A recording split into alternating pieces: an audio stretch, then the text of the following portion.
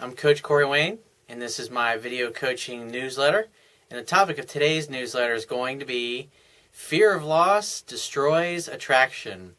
I got an email here actually from a woman from the Middle East who, I guess she wrote me last year sometime, and I did an article where I think it was called Obsession and Neediness Causes Rejection.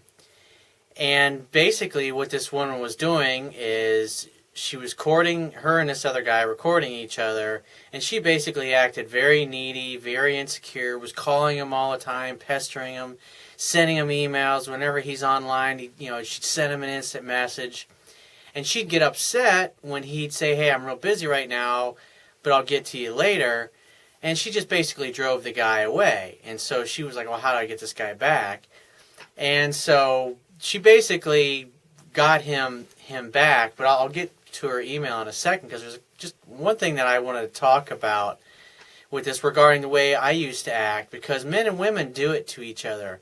Because what is fear of loss? I mean, basically, I know for me, and obviously it had a lot to do with my upbringing, the fact that there was no affection from either my mother or my father towards each other or towards us kids. And both sides of the family were like that. Nobody hugged, nobody kissed, nobody said I love you. And it was just a very cold relationship. And so, like, I know for myself, growing up in that kind of environment, it's like you're never sure of yourself. You're never sure when things are appropriate, especially when it comes to interacting with members of the opposite sex. And you're not sure when things are inappropriate. And so what happens is, I developed this belief that because it's like I never got validated. When I did something right, I never was told you did a good job, I'm proud of you, that kind of thing. It was usually I just get yelled at when I did something wrong. And so deep down, it's like you develop this fear that you're not good enough, you're not worthy, you don't deserve what it is that you want. And even though a girl may give you she'd give me her phone number, I'd be thinking to myself deep down, oh, there's no way she'd really like me, can't work out. And then I'd make a date, say 3-4 days in the future, and I'd be thinking to myself, wow, I haven't heard from her. Is she going to forget about me? Is she going to forget about the date? All these things would be going through my mind. And so I'd call her, and I'd have awkward conversations, and it's because I didn't know what to do. I didn't know the proper sequence or how to create attraction or any of that stuff. In my mind, I felt that I had to do something in order to make her like me more. And all it was doing was communicating that I just didn't feel that I deserved her.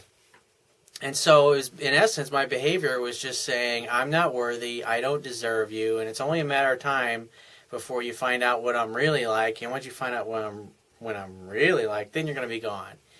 And so for me, it was a process of overcoming that. Obviously, learning what creates attraction, what doesn't, and when I started learning these things, then I was able to see what I was doing and what I was saying and how it was screwing my chances up. And so obviously I stopped doing those things, and it was hard at first because you're biting your fingernails, just thinking, oh my God. It's like, like for me, I would only meet somebody that I was really bananas about, where there was more than just a physical attraction. There was it was like a spiritual connection. It's just a familiarity with the other person, and there was a magical moment, and those kinds of things only came along every couple of years. So you can imagine, think, oh, this is the one, because when you're younger, it's like each next girl is like, she's hotter than the last one. This is it. This is the one. You always think that.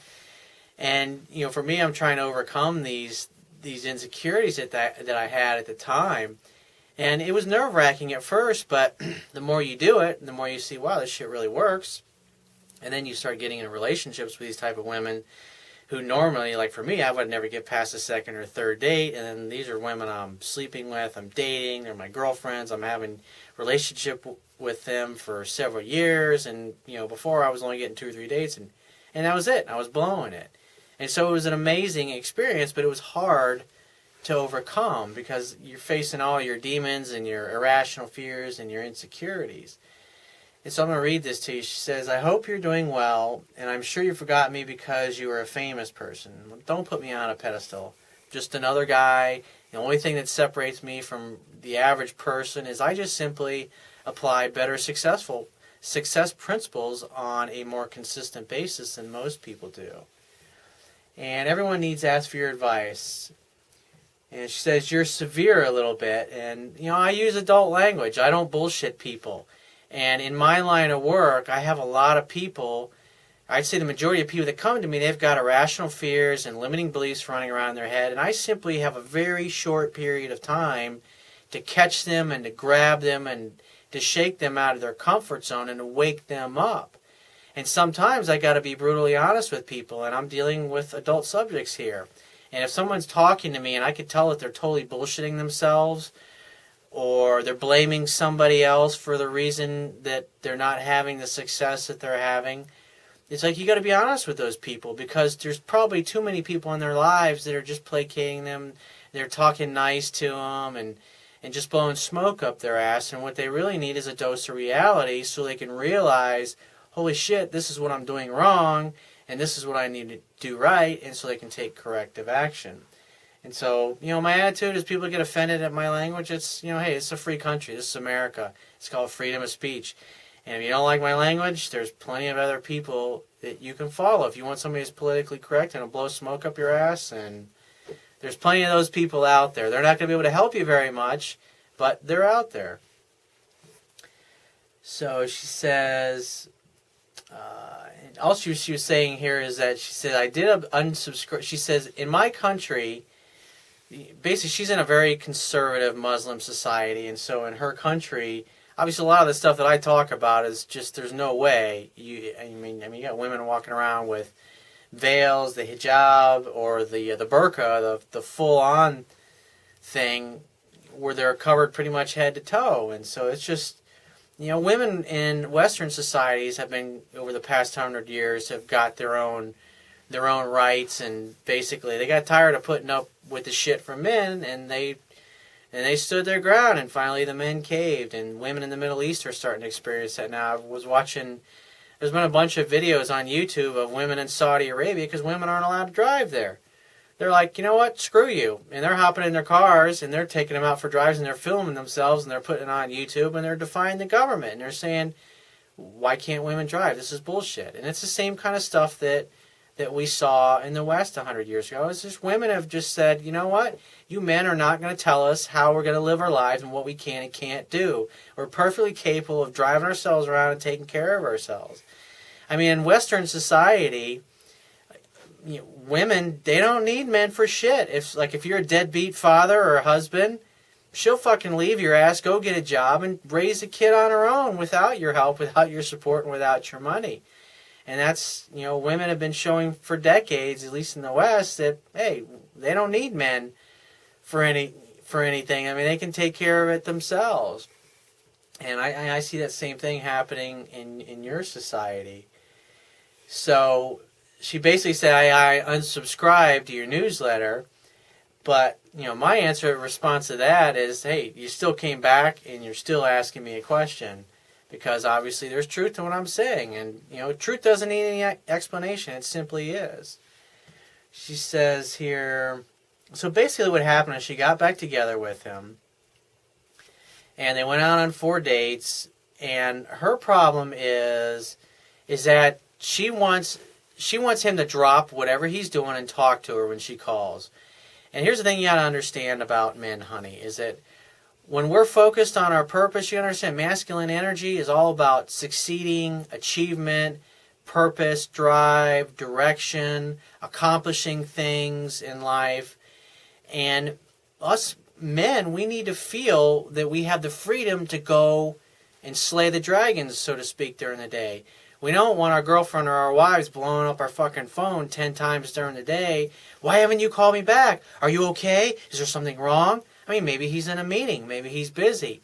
And when you try to smother a guy and you get pissed off that he won't talk to you when you want to talk, because the bottom line is you're basically doing the same things that you did before that turned him off. So, I mean, the definition of insanity is doing the same thing over and over again and expecting a different result. And so you're acting needy and you're acting clingy, and you got to understand that men are this way. And so if you've left him a message, you just got to let him get back to you when he can. Maybe he's traveling. Maybe he's on an airplane. Maybe his cell phone's not working. Maybe he's in meetings all day long. Maybe he's at a trade show. You got to give guys a space, because what happens is you make a guy feel like he's going to lose his freedom if he has to be when he's in a relationship with you. He's going to always choose his purpose and his goals in life over the relationship if he feels that he's going to lose the freedom to be who he is as a man and pursue his dreams. And so you got to back off. You got to stop acting so needy. A good book for you to read would be The 5 Love Languages, and obviously I would encourage you to read mine, because there's a shitload of relationship wisdom in there that will help you, even though I wrote the book for guys, because guys need the most help. But you'll learn a lot from just, you can read it for free on my website, or you can download the Kindle version. It's $1. So if you find this message of value, you can show your appreciation by going down to the Wibia toolbar, which is at the bottom of your screen if you're watching this video on my website, and click the PayPal donate button and donate any amount that you feel is equal to the value of the information in this video. At the very least, please share this page with all your friends and family by clicking any one of the social network sharing buttons, which are also located on the Wibia toolbar at the bottom of your screen. And if you have a question that you want to ask me, or there's a topic that you'd like me to cover in a future video newsletter, click the Contact Me tab, which is on the left-hand side of your screen, and just send me 3 or 4 paragraphs detailing your situation, and give me several days to get back to you with a response, because I get a lot of email from the internet. And if you'd like to talk to me right away, you can book a paid phone coaching session with me personally by clicking the Products tab at the top of your screen and just follow the instructions. And I will talk to you soon.